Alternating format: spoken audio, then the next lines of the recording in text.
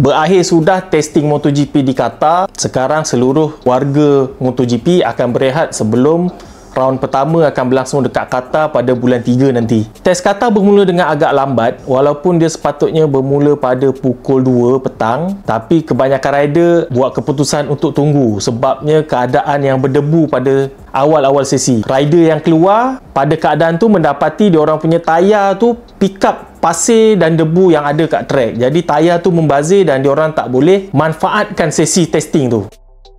Kalau dari segi ranking lap time, Honda nampaknya perlu risau. Rider diorang menduduki tempat 17, 18, 19 dan 20. Cuma Augusto Fernandez je rider MotoGP full time yang duduk dekat belakang Honda. Tapi agak mengejutkan, pandangan daripada keempat-empat rider Honda adalah bercanggah dengan catatan masa tu. Johan Zarco misalnya mengatakan yang ranking lap time tu macam tak menggambarkan apa-apa. Dia tak menggambarkan perkara yang sebenar. RCV 2024 tu dirasakan banyak potensi. Cumanya pada akhir-akhir sesi, masa Zarco nak push untuk time attack, dia jatuh crash. Jadi dia tak dapat buat time yang cantik. Zarco tambah lagi, walaupun banyak lagi kerja yang Honda kena buat untuk improve motor tu, tapi direction improvement diorang tu dirasakan betul. Diorang improve sikit-sikit ke arah yang betul. John Mir mengalami masalah muntah-muntah dan sakit perut pada hari kedua testing yang mengganggu dia punya progress untuk test. Tapi pada hari pertama testing, Mir dapat rasakan RCV 24 ni sangat bagus. Kalau dibandingkan dengan tahun lepas, testing di Qatar itulah Mir dapat menyedari yang Honda ni masalah, dan sepanjang tahun 23 tu ternyata dia punya tekaan tu betul, tepat seperti yang dijangkakan selepas dia buat testing dekat Qatar. Tapi kali ni dia testing dan dia kata sangat baik RCV 24 ni dan sangat berpotensi. Walaupun time attack tak laju sangat, tapi bila dia orang buat simulation race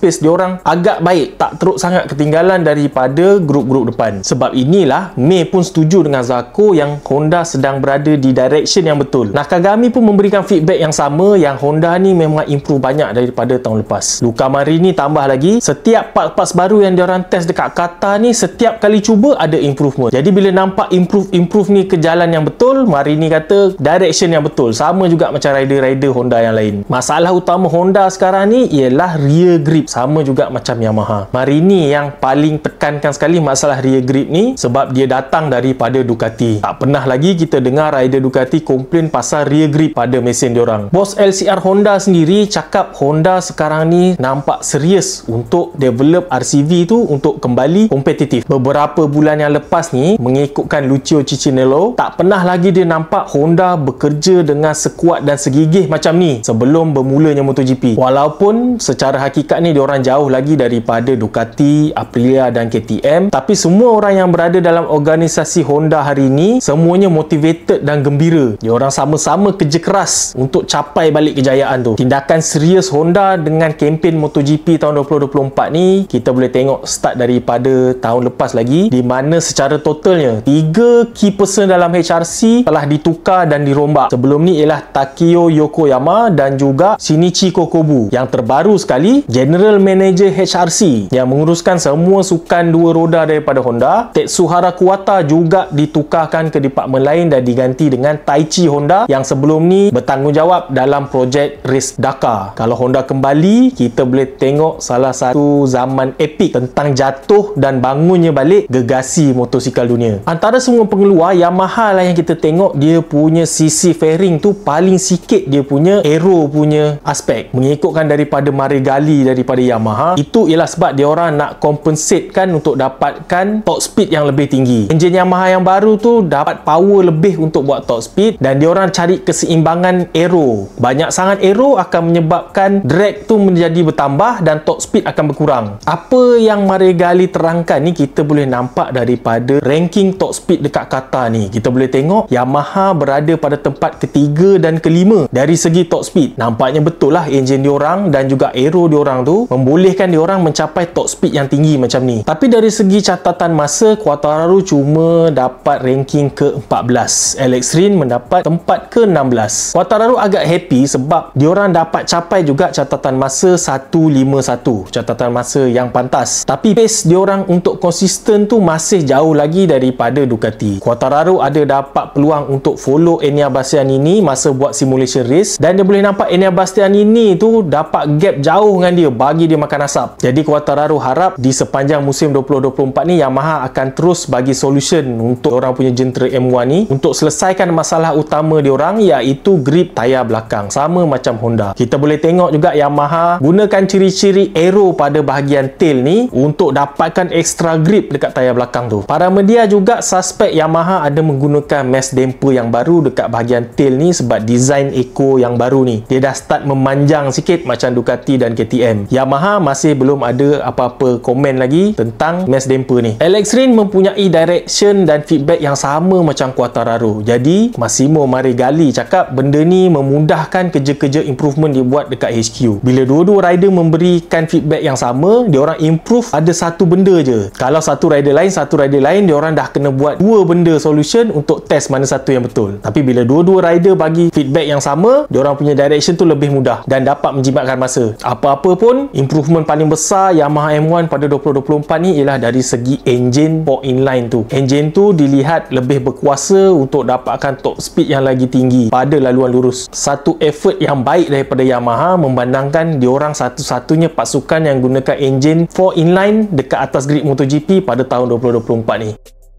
Maverick Vinales kali ni dapat buat lap time yang agak pantas yang dilihat boleh mencabar Ducati. Walaupun dekat Sepang dia struggle, dekat Qatar ni dia dapat solution kepada masalah aero yang dihadapi dekat Sepang. Maverick Vinales dilihat menggunakan design aero belakang tahun 2023. Nampaknya tail 2023 ni lebih sesuai dengan cara dia bawa motor. Terbukti dengan lap time dia yang pantas. Raul Fernandez masa dekat Sepang test hari tu dia crash pada hari pertama dan cedera agak teruk sampai dia terpaksa lupakan hari testing yang seterusnya. Dekat Qatar ni dia kembali walaupun masih lagi belum sembuh sepenuhnya, tapi dia dapat buat catatan masa kelima terpantas. Dia nampaknya betul-betul selesa dengan RSGP 23 ni. Untuk tim Trackhouse Aprilia cuma Miguel Oliveira je yang dapat bawa RSGP 24. Raul Fernandez akan tetap menggunakan RSGP tahun 23. Tapi dia memang serasi dengan motor ni seperti yang dia cakap dari Valencia lagi. Dan testing kali ni pun sebenarnya dia tak ada target nak dapatkan lap time yang pantas pun. Dia cuma test tayar soft sebab nak faham macam mana karakter tayar soft tu dengan RSGP 23. Tapi secara tak sengaja dia mencatatkan masa kelima terpantas. Ini adalah petanda yang baik. Miguel Oliveira masih lagi struggle untuk menjinakkan RSGP 24 ni, dan daripada keempat-empat rider Aprilia cuma seorang aja yang di luar top 10, iaitu Miguel Oliveira. Alex Espargaro lah yang lead tim Aprilia ni dengan membuat catatan masa ketiga terpantas. Race pace pun agak mengejutkan Alex sebab dia buat simulation race menggunakan tayar medium. Tapi dengan tayar medium pun dia boleh dapat masa 1:51 per lap. Dia sendiri terkejut dengan pace laju ni dan sangat suka dengan keadaan ni. Tapi kekurangan Aprilia tu mengikut Alex Espargaro ialah kekurangan power daripada enjin. Secara teorinya kalau dia gunakan tayar medium pun boleh laju 1:51. Kalau dia guna tayar soft dia mesti boleh laju lagi sekurang-kurangnya setengah saat lagi. Tapi bila dia test guna tayar soft dia tak dapat masa tu. Dia tak lagi laju daripada bawa tayar medium. Walaupun dia dah ada extra grip, dia tak boleh bawa lagi laju sebab itu dah limit enjin tu punya power. Dia orang perlukan sikit lagi power untuk fight dengan Ducati. Tapi ini ialah kenyataan daripada Alex Espargaro lah yang terkenal dengan dia punya profil yang kuat komplain. Aprilia tu dah dilihat sebagai cukup kuat untuk fight Ducati pun. Cuma ridernya sekarang ni belum ada lagi yang boleh bawa Aprilia tu menang secara konsisten. Dia orang perlukan rider yang contohnya macam Quartararo. Jadi dekat Qatar ni kita bolehlah simpulkan yang Aprilia macam satu step ke hadapan berbanding dengan KTM untuk fight dengan Ducati. Berbanding dengan Sepang hari tu, KTM nampak lebih kuat untuk fight dengan Ducati.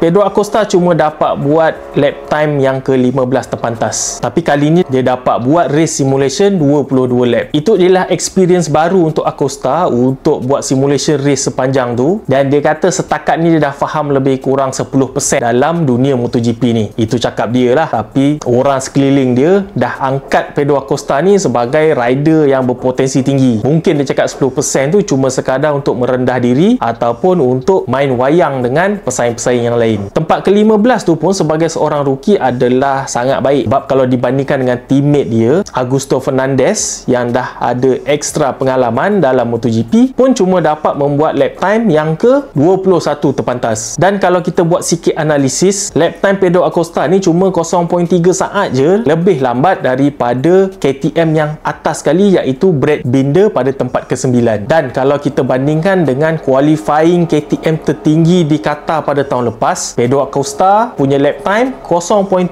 saat lebih pantas. Lajulah tu Pedro Acosta, kita kena tengok dia dekat first round ni nanti macam mana. Jack Miller cuma habis pada tempat ke-11 terpantas. Kedua-dua rider KTM factory utama ni akan mengalami tekanan daripada Pedro Acosta.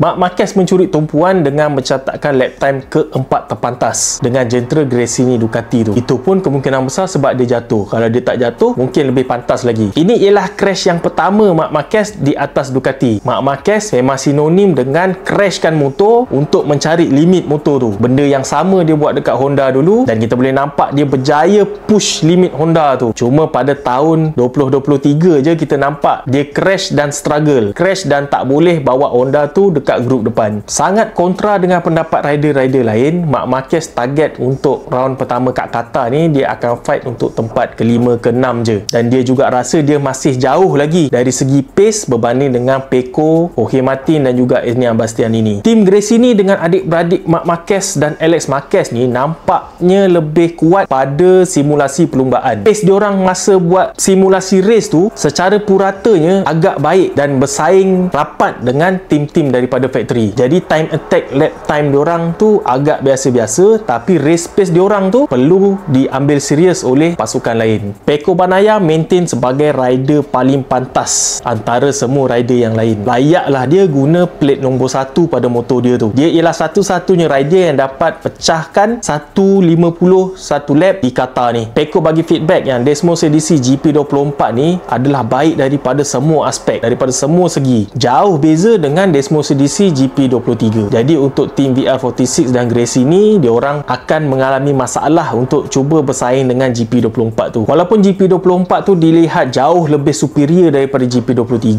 Pecco cakap tahun 2024 ni mungkin akan jadi tahun yang sukar. Jorge Martin dan Enian Bastianini yang mempunyai motor yang sama spek dengan Pecco pun nampak mempunyai pace yang lebih kurang sama dengan Pecco. Di samping tu, Marc Marquez walaupun atas GP23, kita tahu yang Marc Marquez ni ialah rider yang luar biasa. Dia pun ada kemungkinan besar boleh fight dekat championship. Ini tak kira lagi KTM dan Aprilia yang nampak macam semakin maju dan boleh mencabar Ducati. Jadi tahun 2024 ni Pecco kata mungkin akan jadi sukar. Jorge Martin agak struggle kali ni. Dia tak duduk pun dekat belakang Pecco. Dia jauh sikit pada tempat ke-7. Pada satu masa kita boleh tengok Pecco Bagnaia ada follow Jorge Martin, dan ada juga masa Jorge Martin follow Pecco Bagnaia. Masing-masing cuba study macam mana cara riding, saing masing-masing. Nampak macam diorang punya persengketaan pada tahun 2023 tu akan bersambung ke tahun 2024 ni. Sama juga sependapat dengan Pecco Bagnaia. Jorge Martin juga rasa bukan dia je yang bakal cabar Pecco Bagnaia untuk tahun 2024 ni. Enian Bastianini dilihat strong daripada testing-testing yang ada lepas-lepas ni. Begitu juga dengan Alex Espargaro dengan Aprilia pun nampak macam lebih maju dan boleh fight diorang. Dan sama juga pendapat dengan Pecco. Marquez juga tak boleh diorang abaikan sebagai pencabar utama title World Championship pada tahun 2024 ni.